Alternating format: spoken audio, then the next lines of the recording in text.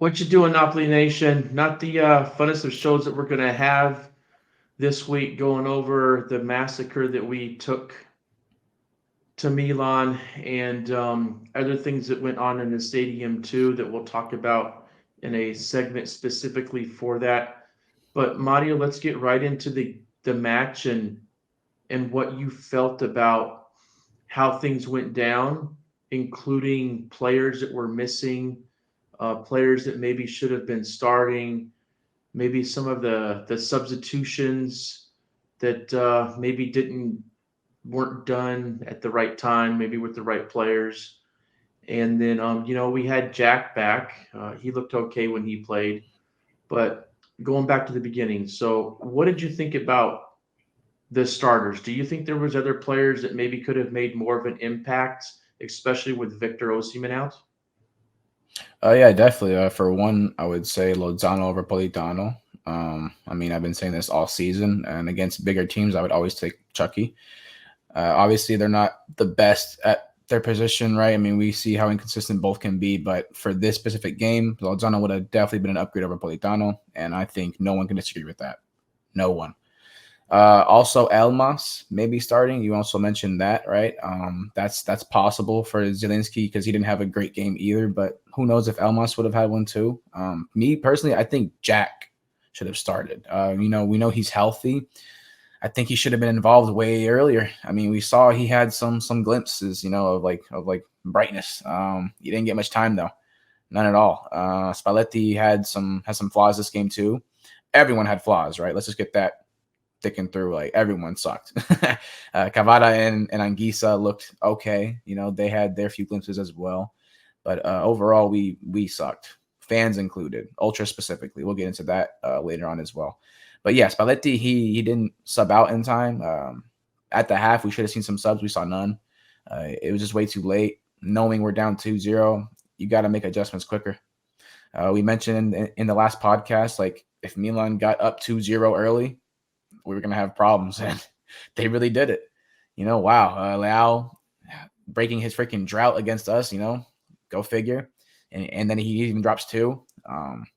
Masterclass Two real good display goals from too. very good. Yeah. I mean, you can't deny his talent. Like he's there. Um, but Diaz for me was the player of the match. Like the guy was all over the place, defensively, offensively. He was down the lines, breaking through. And you couldn't stop the guy. And then a phenomenal goal as well. Very, very great player. Mario Rui, this game you should have took some notes. We'll also get into probably Oliveira maybe being a starter over Rui this game.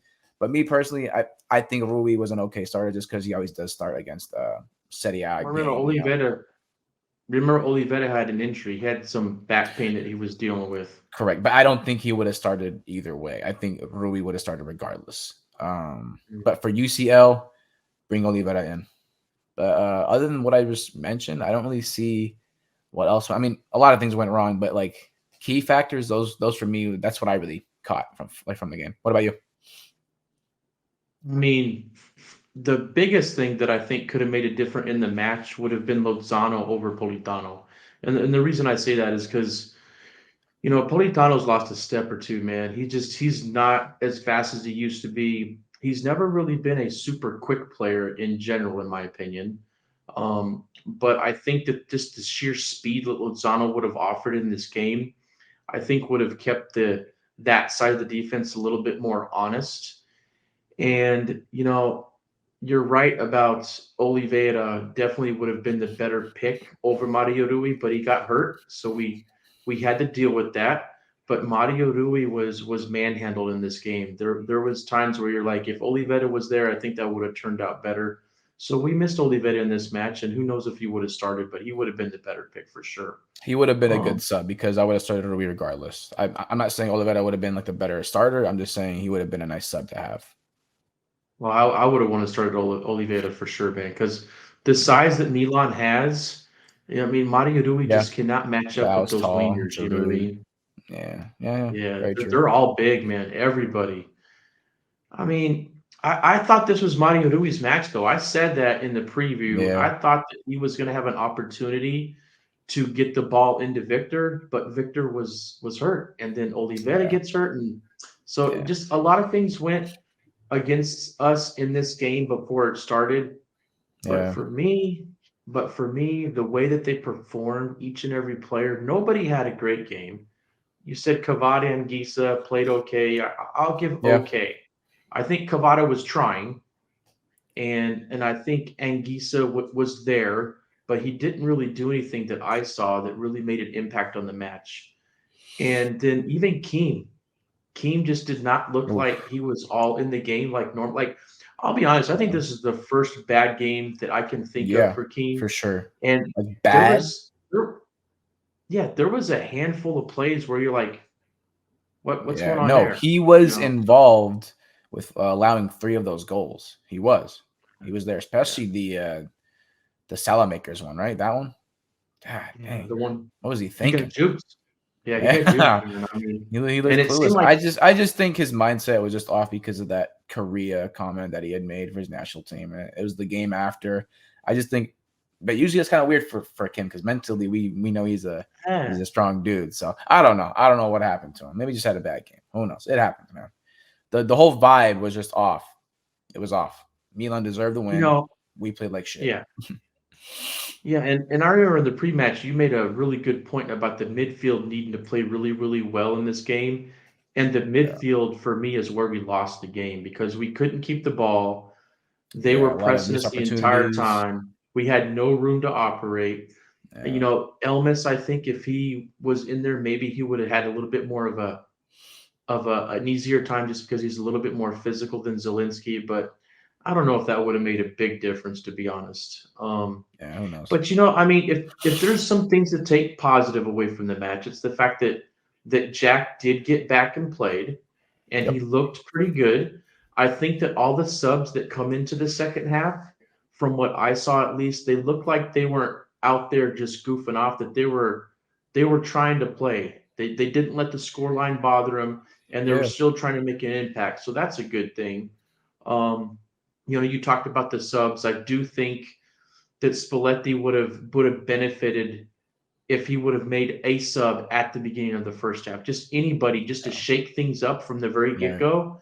But he Yep. just he waited too long to get any subs in. Um, you know, there's nothing that we can say about man of the match, in my opinion. There's nobody that you can point to and say that guy had a really good game. And for me to try to sit here and figure out who was the worst in the game is a little bit difficult for me. So I really don't have like a flop of the match. For I would me, just it's say just the Kim. entire team. I would just say Yeah. Kim just because he For allowed his basically 3 standards, of those oh man. goals for his standards. Yeah, it's just I don't know. For his Just standards, like for for sure. what he's able to do, you know. What like I don't know. I would say Kim if I had to pick one, but nah, I wouldn't play like shit. And For real. and I can't say anything bad about that. I mean, he has definitely never had a bad game, and this Oh game yeah, was really good. I'm not taking him for granted. I'm not saying, oh, what's gonna happen with Kim? No, no. It's just he's had a bad game. It happens. It really happens. Like people are human. Come on. Like And he's got the character where he'll bounce back from it too, I think. exactly. Calma. Come on. So you're talking about Kalma. I mean, there's been some pretty over exuded reactions to us. Okay, we got Yeah. destroyed.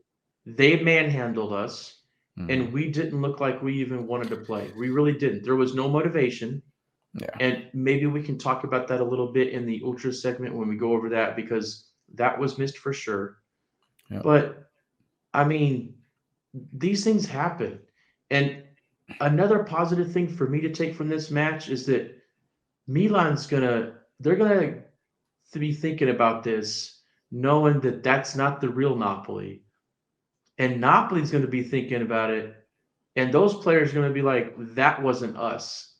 You know what I mean? So Yep. I think maybe a result like this, from a mentality and preparation perspective, would have been better than say like if Napoli played a really good game and Milan scored some late winning goal to beat us, and they played a good game too, but they were the better team because we both played good. You know what I mean? But if anybody thinks that the real Napoli was that Napoli, then they ain't been watching the rest of the season. If anybody thinks that's the real Milan, they ain't been watching the rest of the season. Milan's got some great players, but their form was the worst it's been all season when they came into that match. So they were due in a match that was extremely important for them. They're fighting for Champions League position. The motivation was natural for them. It wasn't as natural for Napoli, you know what I mean? But it's gonna be natural come April 12th when we play that first leg at San Siro. You agree? Heavily. Like before we end this segment of the episode, I just want to close it off with the main reasons why Napoli got manhandled was, for one, our massive lead in the domestic league. It's a massive lead. No one can deny that, right? We're up like 6 wins and like a tie, something like that. It's crazy, right? So mentally, I'm not saying that we've let off of the pedal at all this season. We haven't. But some games mentally, especially after the break, we're 0 for 3 now after breaks this season as well. Keep that in mind. We lost against Inter, Lazio, and Milan. But mentally, I'm not really stressing. We're gonna come back harder next game. We're gonna have actual motivation. I don't think the fans will be protesting this time. Hopefully not, right? Mind you, when they were protesting, it was super early into the game. It was after Laos, it was like at the 23rd minute. So the vibes were off quick. Like it wasn't like it was like a halftime thing or when they were getting killed late on in the game. No, it happened early on. So shame on y'all for doing that, because players pay attention, man. They pay attention to the stadium. How can you not? You don't think they look up left to right every now and then and see what's going on, seeing these flares being thrown? It's right in front of the goal. They can see that. So, I mean, and then Spalletti tactical errors, subbing, a lot happened, and this won't happen again. At least not this drastic, if that makes sense. I'm not saying Milan can't beat us again. Of course, anything's possible, but a 4-0 again, especially at the Maradona, no, this isn't happening ever. At least not this season again. Maybe later on in life. I'm not saying that, but this season they just won't let it happen. These next 2 games are gonna be very, very, very gritty. Trust me. Even in San Siro, Napoli is not going to have that No, yeah. performance. I'm not There's saying we no can't way. lose, but no, we won't look like that. Not again. There's no more breaks upcoming, right? I don't think we'll look at that again. No, I don't think there's no more real breaks until the end of the season. Right. And talking about them getting back to the real Napoli, we'll get into talking about the Lecce matchup coming Friday night in our next segment.